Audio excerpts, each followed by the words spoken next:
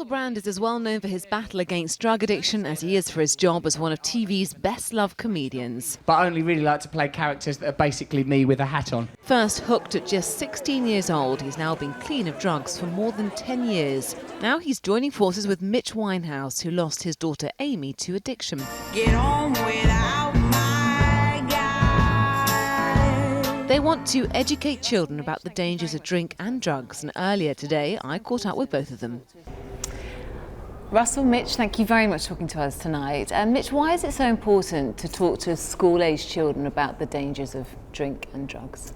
Well, we call it early intervention because without that early intervention, the chances are that they potentially, not all the kids obviously, but potentially can go down the same route that perhaps Amy went down, and perhaps if Amy had had that early intervention, it might have made all the difference to her.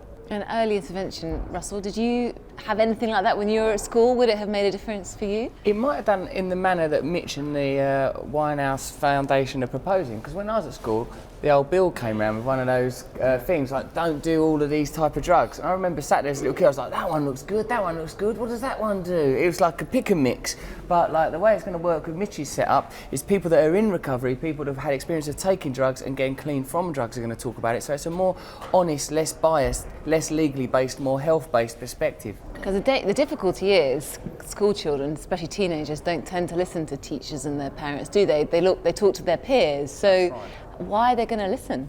Would they listen to you, Russell? What do you think?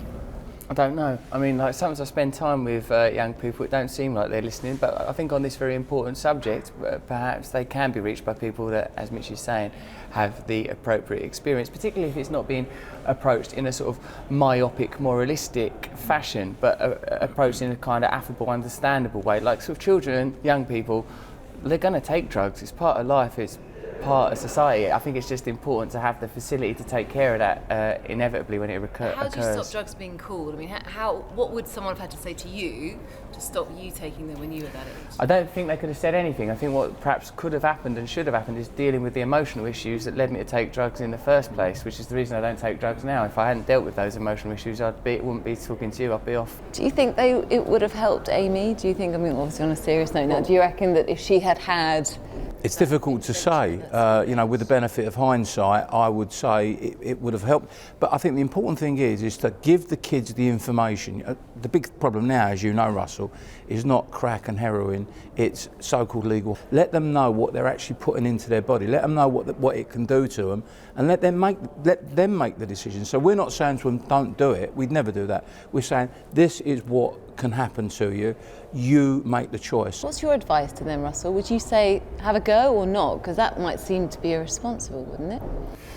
I think the officious, draconian, patriarchal method of just trying to impose authority on people isn't working with this issue. I think what you have to do is, as Mitch has said, have tolerance and understanding that there's a degree of inevitability, but address what's behind it. Why are people taking drugs? I mean, I don't personally have a problem with people recreationally using drugs. It's none of my business. But if people are using drugs because they feel sad inside, then you can address their underlying sadness. And I think that's what this foundation is set up to, and that's what I'm interested in. And you're both here, obviously, because of Amy. You've got that common link. Are you two good mates? Yeah. He supports West Ham, I support Tottenham. But apart from that, somehow we're good mates. Do you feel ever guilty about kind of the road that you've been on? And maybe because I know you're so close to your mum, aren't you? And she must have worried so much about you at times. Guilt is an emotion that don't have a lot of function, is it really, in the world? Like, guilty, not guilty, those are words that are not a part of my life anymore, thank God.